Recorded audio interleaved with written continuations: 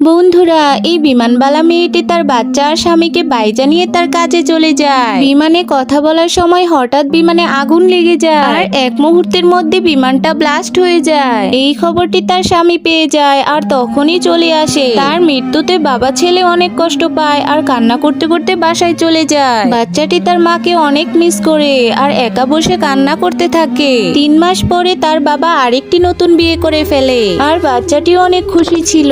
আস্তে আস্তে বাচ্চাটি অবহেলিত হতে থাকে।